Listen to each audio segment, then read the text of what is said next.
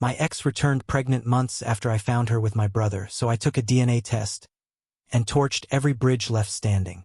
6 months after I walked away from my family for choosing my brother over me, my ex-fiancée showed up at my door with a baby bump and a sad story. So, I demanded a DNA test and watched their whole world collapse. I need to tell you what happened last week, but first you need to understand the 6 months before it. 6 months ago, I walked out of my parents' house on Christmas Day and never looked back. No dramatic speech, no slamming doors. I just left halfway through dinner, got in my car, and drove home. By the time they realized I wasn't coming back, I had already blocked every number. You want to know why? Fine. 3 days before Christmas, I came home early from work. My company gave us half days that week, so I figured I'd surprise Lauren, my fiancée of 2 years, with lunch. We had been planning the wedding for months.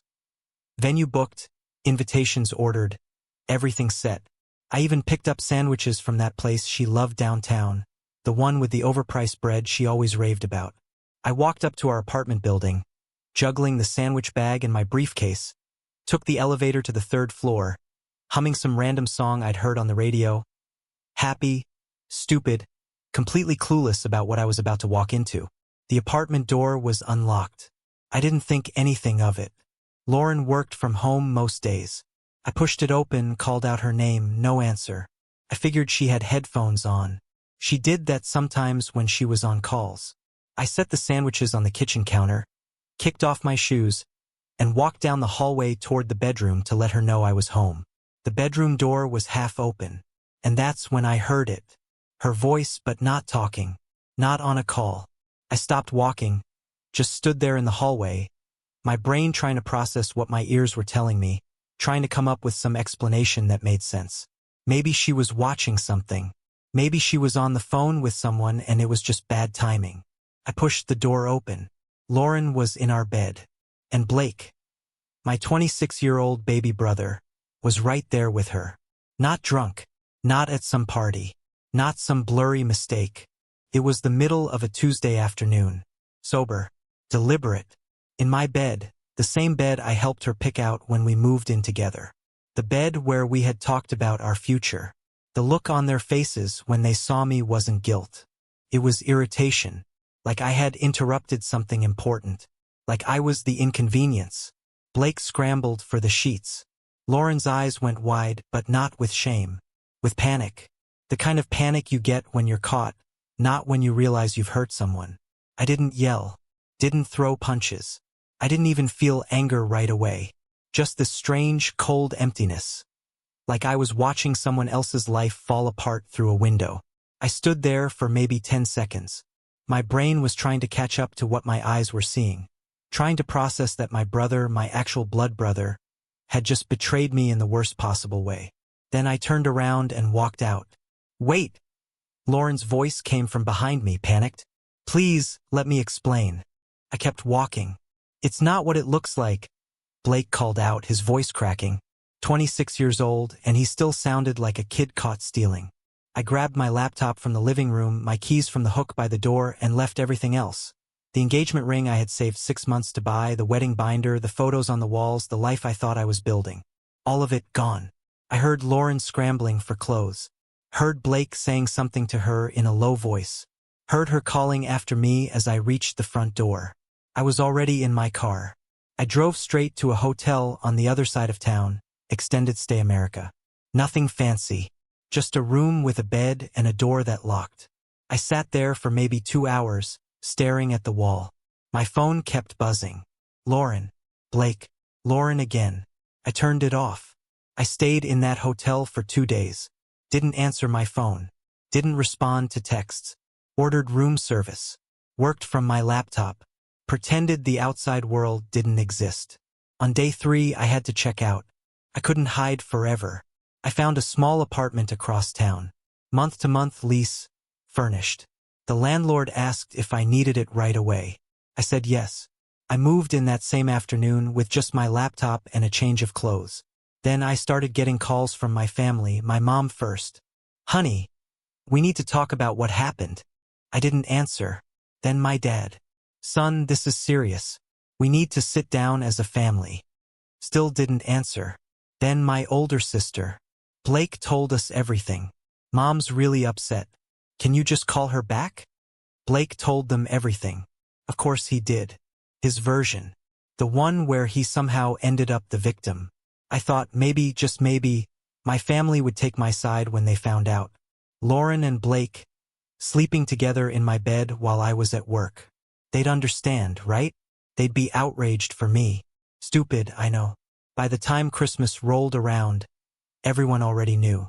My parents called and said we still needed to do Christmas as a family. Said whatever happened between Lauren and me was separate from family obligations. That should have been my first clue. I showed up anyway. Walked into my parents' house carrying a bottle of sparkling cider and zero expectations. Told myself I'd stay for an hour, tops. Just show my face. Prove I was the bigger person. Blake was already there when I arrived. Sitting in the living room, relaxed, comfortable. Like he hadn't just destroyed my life 3 days earlier. My mom was bustling around the kitchen, pulling dishes out of the oven.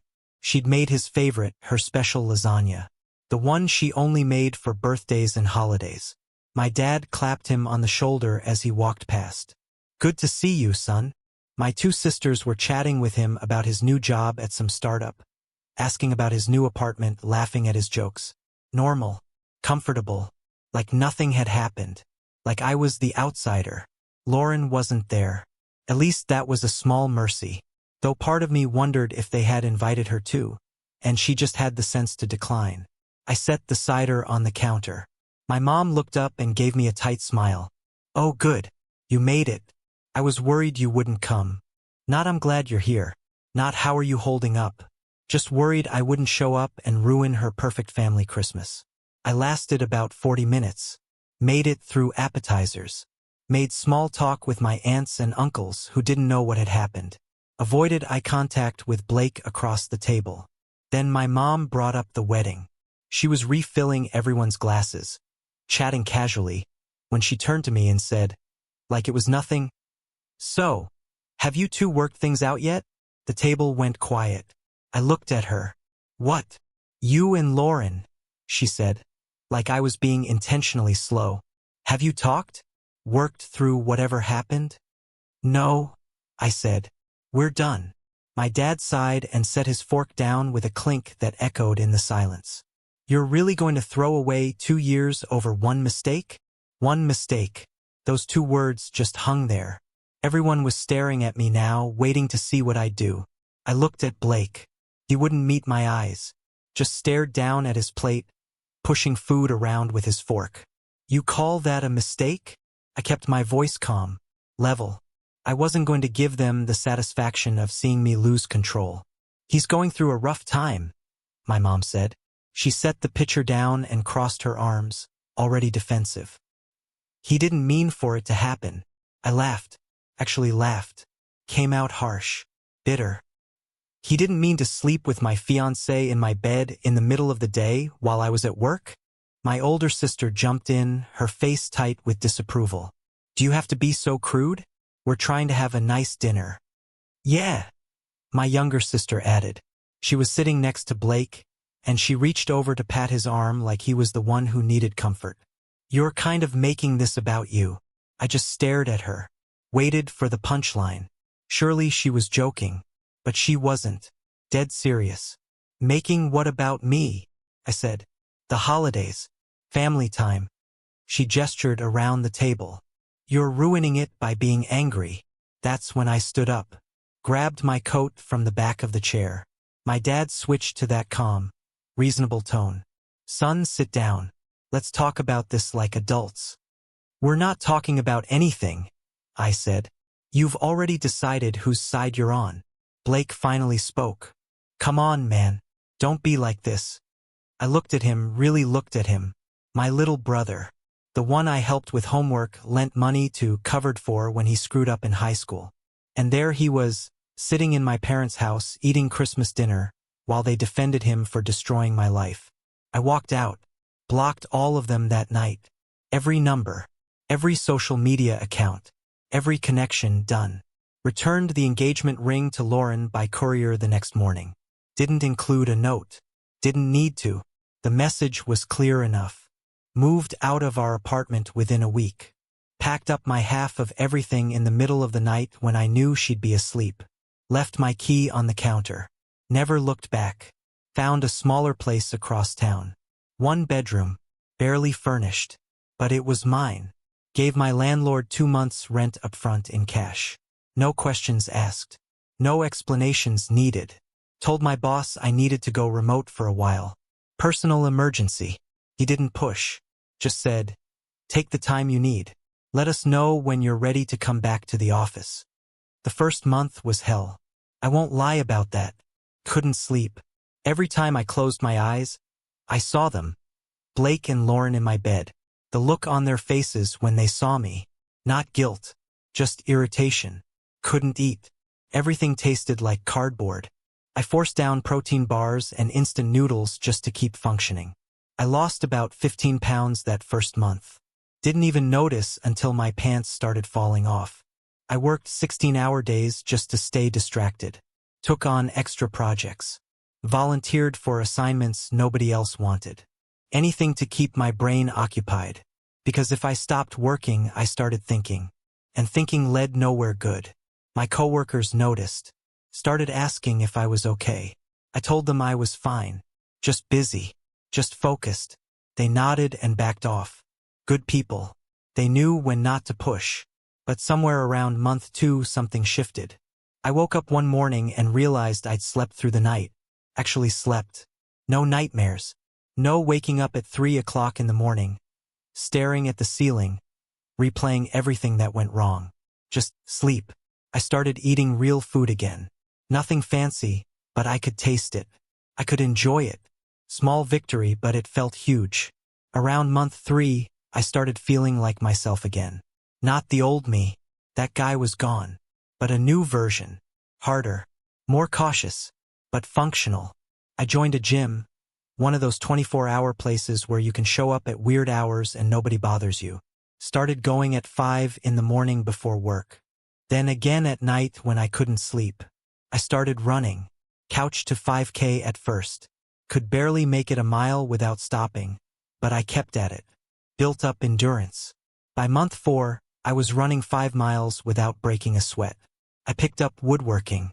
Found a community workshop where you could rent space and use their tools. Started making simple things, cutting boards, shelves, frames. Something to do with my hands. Something I could build from scratch and watch take shape. It was therapeutic.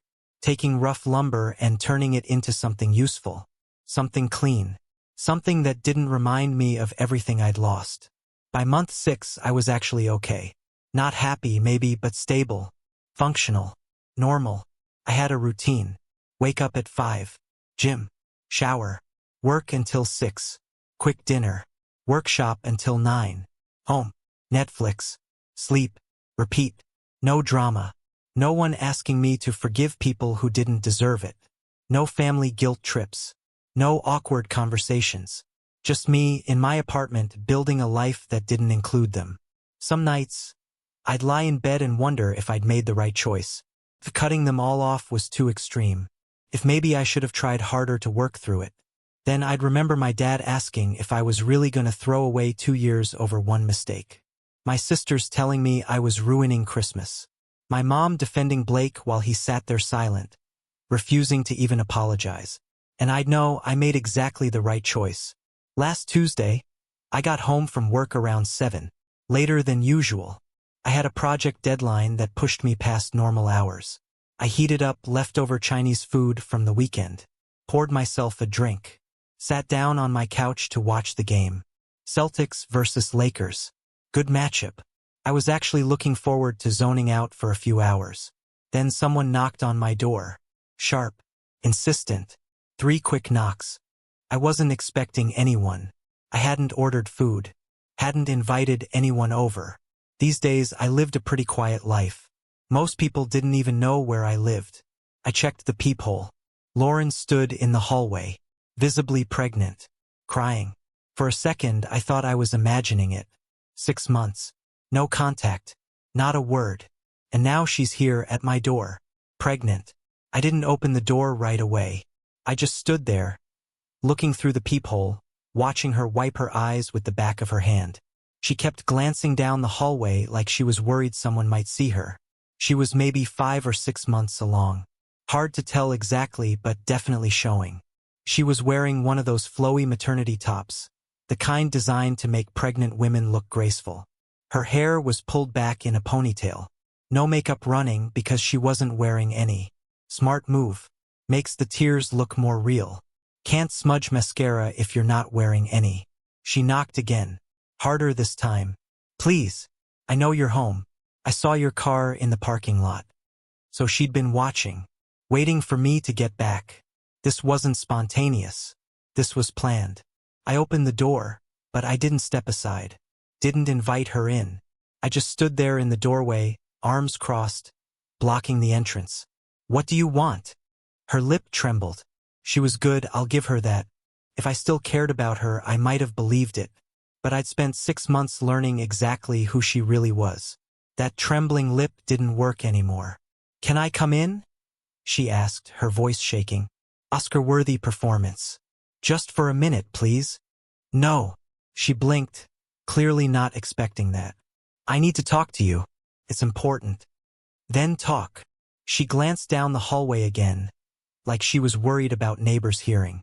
Another calculated move. I didn't budge. Fine. She took a breath, the kind you take before delivering a rehearsed speech. I made a terrible mistake. What happened with Blake? It's not what you think. He took advantage of me. I was vulnerable and he manipulated the situation. I know that doesn't excuse it, but I need you to understand. I never wanted to hurt you. I waited.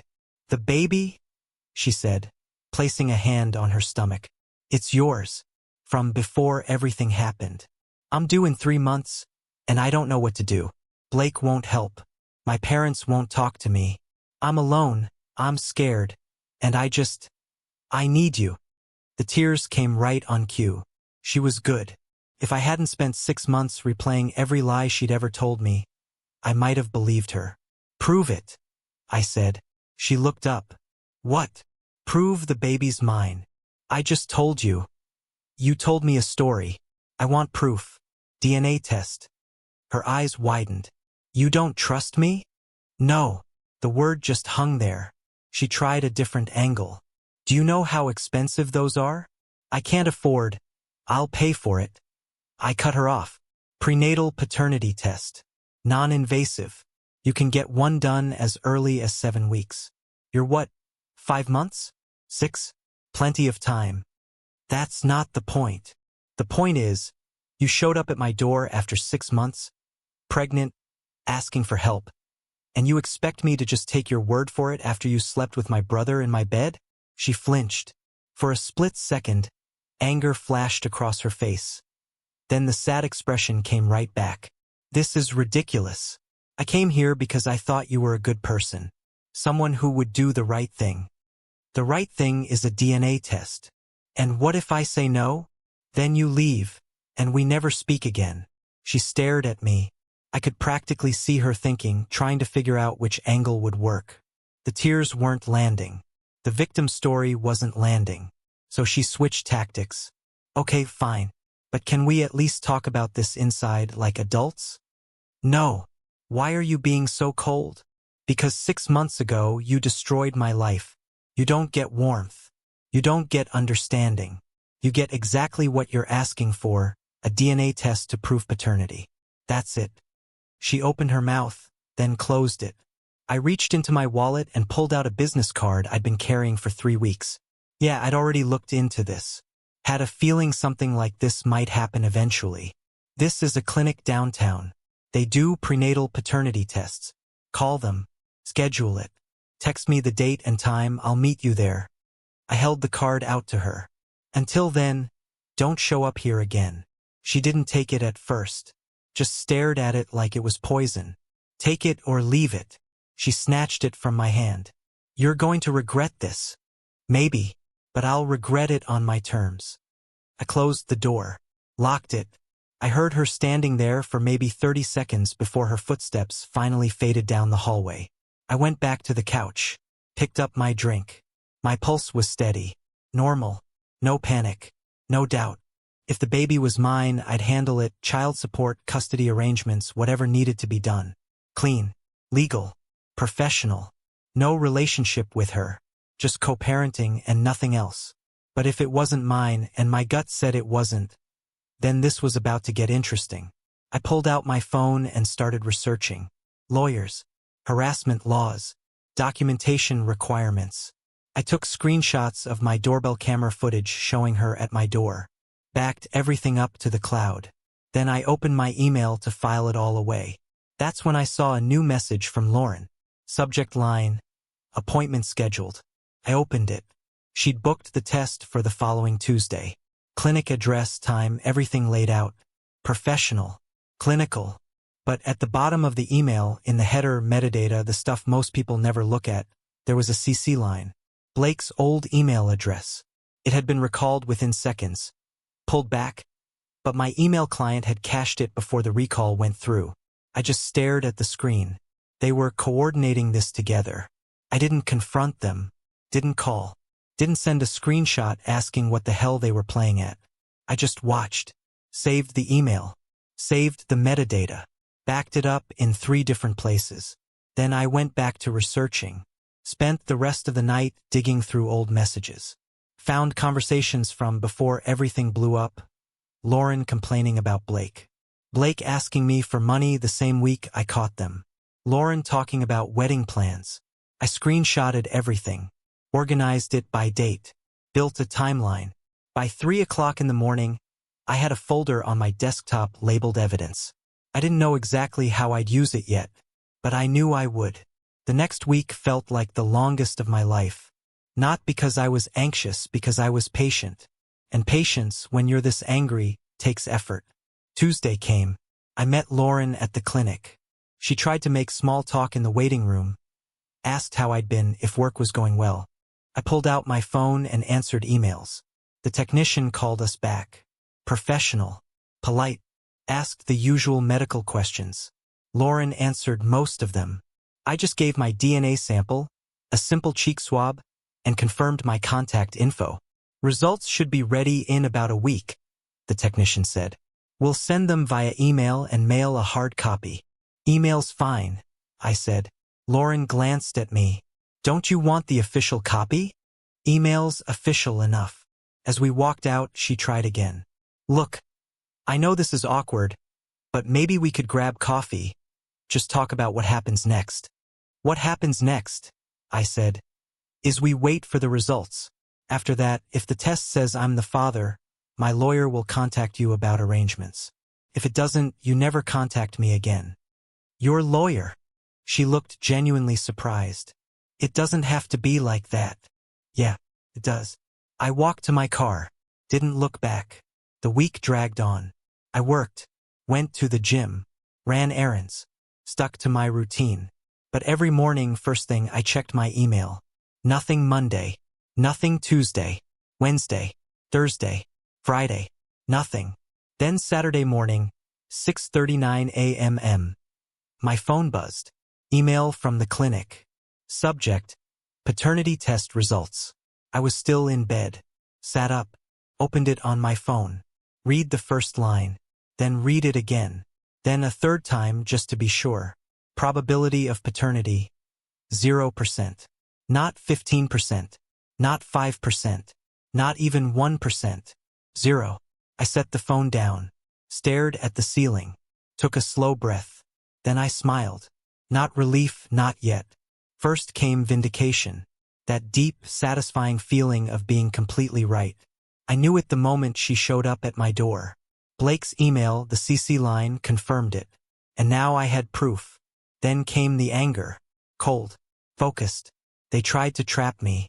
Tried to manipulate me into cleaning up their mess. Lauren got pregnant. Probably Blake's, maybe someone else's. And when reality hit, they decided I should be the solution. The stable one. The one with the good job.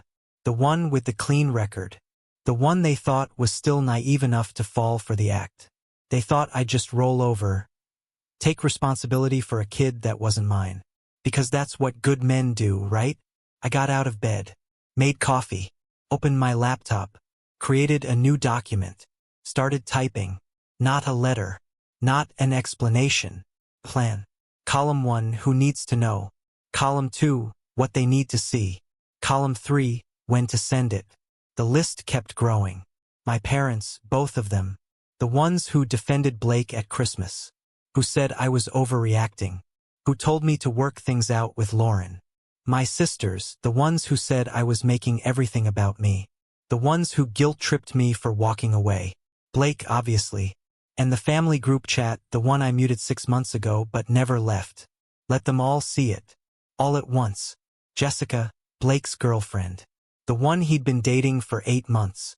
The one who had no idea any of this was happening. Extended family, 2 cousins, aunts, uncles. Everyone who took Blake's side. Everyone who told me I was being too harsh. I opened a new PDF. Professional. Clean. No emotion. Page 1. DNA test results. Names redacted except mine, listed as the alleged father. 0% highlighted. Page 2. Timeline. Dates. Facts. December 19th, discovered Lauren and Blake together. December 25th, family took their side. December 26th, cut all contact. June 18th, Lauren showed up at my door claiming pregnancy. June 25th, DNA test performed. July 1st, results received. Page 3, screenshots. Messages from before everything blew up. Proof of the relationship. Proof they knew exactly what they were doing. Page 4, 1 paragraph. 6 months ago, I cut contact with my family after discovering Blake and Lauren together in my home.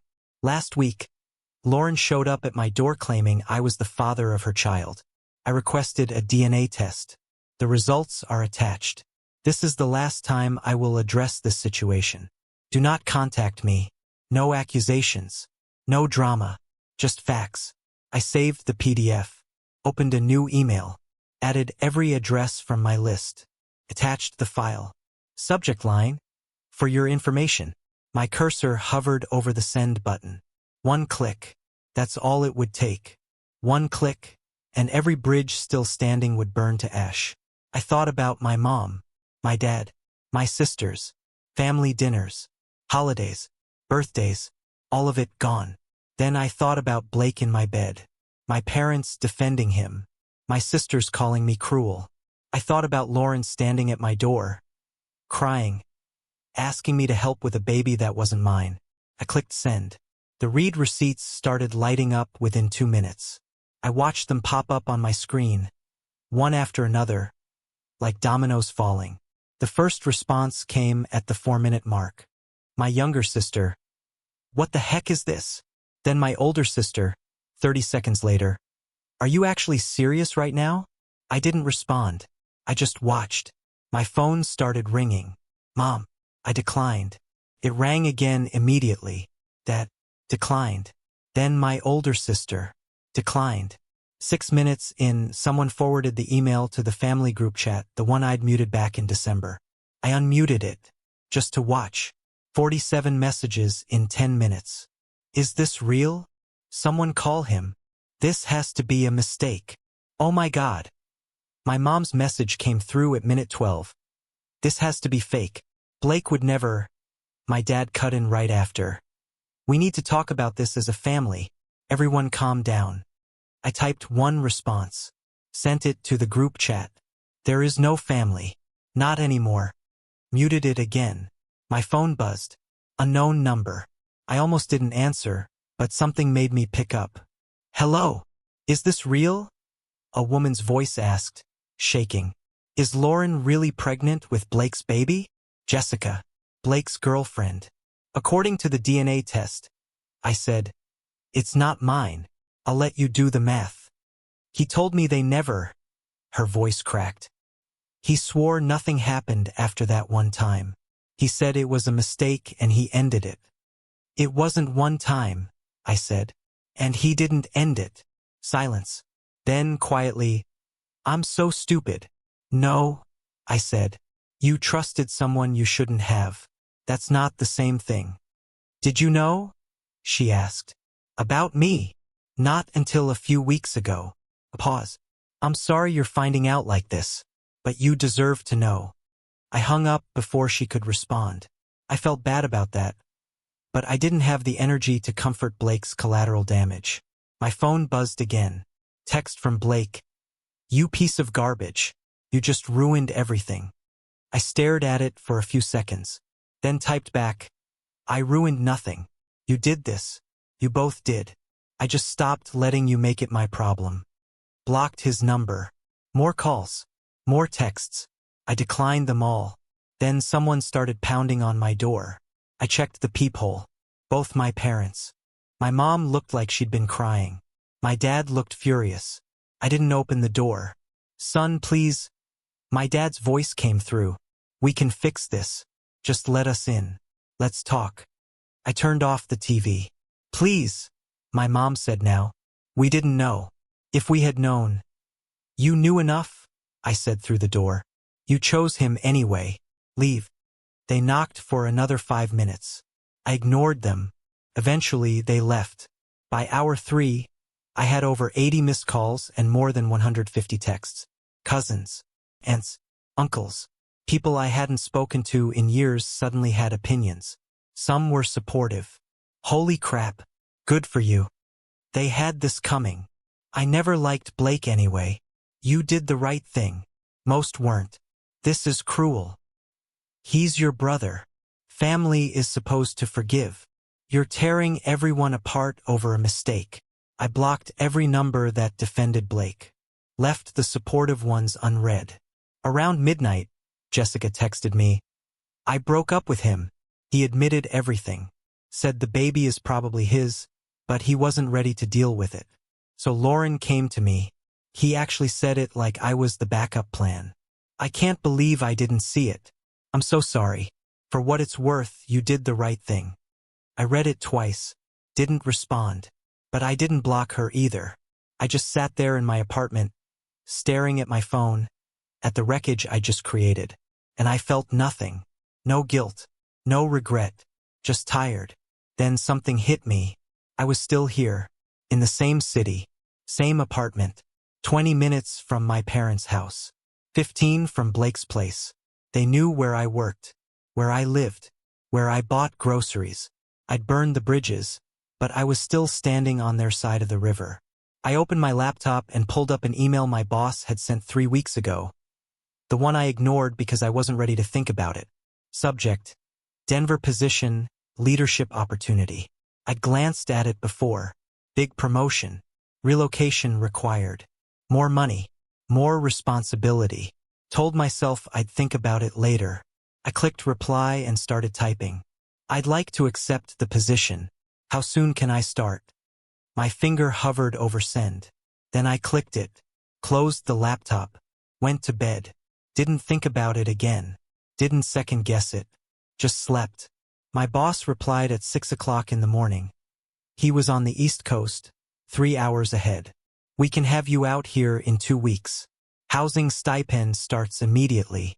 HR will send paperwork today. Welcome to the team. 2 weeks. I gave notice on my apartment that same morning. The landlord didn't ask questions. Month-to-month lease made it simple. I'd be out by the end of July. Then I went to the phone store. Got a new number. New phone. Gave the number to exactly 5 people: my boss, HR, my landlord, my bank, my insurance company. That's it. Everyone else cut off completely. No posts. No announcement. I just disappeared. The next few days were quiet. My old phone, the one I stopped using, sat on my kitchen counter, buzzing occasionally like a reminder of a life I wasn't in anymore. I checked it once a day. More missed calls. More voicemails I didn't listen to. More texts I didn't open. Jessica sent me 2 updates. I kept her number in my new phone, not because we were friends, but because she was my only source of intel. And I wanted to know how it played out. First message came on day 3. Blake tried to deny the baby was his. Lauren showed him your DNA test. Proved it wasn't yours, but didn't prove it was his. He demanded his own paternity test. She agreed. Results came back yesterday. 99. 97% match. He's on the hook. She's already talking to a lawyer about child support. I read it, smiled, didn't respond. Second message came 2 days later. He's spiraling, lost his job, called in sick too many times, stopped showing up. His lease is up next month and he can't afford renewal. I think he's moving back in with your parents. Thought you'd want to know. Still didn't respond. But yeah, I wanted to know. My mother tried calling my work. The receptionist told her I no longer worked there. Technically true, I'd transferred. She panicked, tried my old email. It bounced back. She posted in the family group chat. I unmuted it one last time just to watch. Does anyone have a way to reach him? We need to apologize, please. Someone must have his new number. My older sister replied, maybe he doesn't want to be reached. Then silence. For the first time, I think it actually hit them. I was gone. Not hiding. Not cooling off. Gone. My younger sister found my social media. I hadn't checked it in months. She sent a message. I get why you're angry, but this is extreme. We're still family. You can't just erase us. I logged in once. Read it. Then deactivated the account. The next week, I packed methodically. No sentimentality. Photos with family trash. Gifts from Lauren donated to Goodwill. Anything tied to my old life gone. Furniture they helped me move. Books they recommended. Even a coffee maker my mom bought me. Sold. Donated. Left on the curb. I kept 2 suitcases of clothes. 1 box of essentials, documents, laptop, tools. Everything else disappeared. By day 10, the apartment was empty. Just basics. Mattress on the floor. Couple of dishes. TV on a folding table. I'd already sold the couch, bed frame, table, everything. Either it was going to the new place, or nowhere. My last night there, I ordered Chinese takeout. Ate straight from the container on the floor, watching a basketball game on my laptop. No music. No nostalgia. Just me and the echo. And I felt lighter. Not happy. Not yet. But lighter. Like I'd been carrying weight I didn't even realize was there. And now it was gone. I slept hard that night. No dreams. Moving day. Saturday morning. I loaded my car, 2 suitcases, 1 box, my laptop bag. Everything I owned fit into a sedan. I took one last look at the apartment. Empty walls. Clean floors. Like I'd never been there.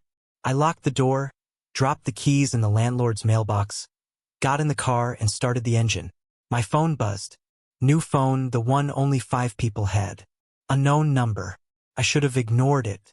Should have just driven away. But something made me answer. Yeah, son. My father's voice broken. Bro. Please don't hang up. I didn't say anything. Your mother is devastated. She hasn't slept in a week. Blake he's not doing well. He's moving back home. The family is falling apart. Can we just talk? Just once, please. I sat there. Engine running. Car packed. Denver, 14 hours away. Everything I'd built for the last 2 weeks. Clean break. Fresh start, total separation. Balanced on what I said next. Talk, I said. You've got 2 minutes. My father took a breath. I could hear traffic in the background. He was outside somewhere. Probably didn't want my mother hearing. I know you're angry, he started. And you have every right to be, but you have to understand we were trying to keep the family together. Blake made a mistake, yes, but he's still your brother. We thought if everyone could just calm down. Stop. He did. You're not calling because you understand what you did, I said. You're calling because you're uncomfortable with the consequences. No, that's not. Yes, it is. My voice stayed steady. You're not sorry you defended Blake. You're sorry it blew up in your face. You're not sorry you told me to forgive him. You're sorry I actually left. Silence. Mom's not crying because she misses having everyone together, I said. She's crying because she realizes she chose wrong. Blake's struggling because his actions caught up with him, not because he learned anything. And you? I paused. You're calling because the family looks bad now. Because people are asking questions. Because you can't pretend everything's fine anymore. That's not fair. You're right. It's not fair. I exhaled. Nothing about this has been fair. I came home early and found my brother sleeping with my fiancée. That wasn't fair. I showed up to Christmas hoping for support and got blamed instead. That wasn't fair. Lauren showed up at my door pregnant, trying to trap me into raising Blake's kid. That wasn't fair. My father didn't respond. You chose him, I said. Every time. You chose him. You told me to get over it, forgive him, think about family, but you never once asked him to take responsibility. Never once told him what he did was unforgivable. You just wanted me to shut up and make it easy for everyone. We were trying to protect both of you, he said quietly. No, you were protecting him. A beat. I didn't need protection, I said. I needed my family to have my back. And you didn't. I heard him exhale. So what now? He asked. You're just going to disappear? Never speak to us again? Yeah, I said. That's exactly what I'm going to do. That's not who you are. You don't know who I am anymore. You haven't known for 6 months. And you're not going to find out. Please just think about, I cut in. For 6 months. I thought about it when you defended him at Christmas. I thought about it when Lauren showed up pregnant. I thought about it when I sent you those DNA results. And I'm thinking about it right now. My grip tightened slightly on the wheel. My answer is the same. We're done. Silence again. Son. Lose this number. Don't look for me. Don't ask around. I'm gone. I hung up, blocked the number, turned off my phone, tossed it on the passenger seat, put the car in drive. The drive to Denver took 14 hours. I stopped twice for gas and coffee. Once somewhere in Kansas. Once in eastern Colorado when the mountains first came into view. I slept in the car outside Omaha because I was too tired to keep going. Woke up at dawn. Grabbed coffee. Kept driving. Somewhere around hour 10, crossing into Colorado, I realized I was smiling. Actually smiling. Not because I'd won. Not because I'd gotten revenge. Just because I was driving toward something instead of away from it. Denver was clean, organized, mountains in the distance. The job was intense. Long hours, steep learning curve. But I liked it. The challenge kept me focused.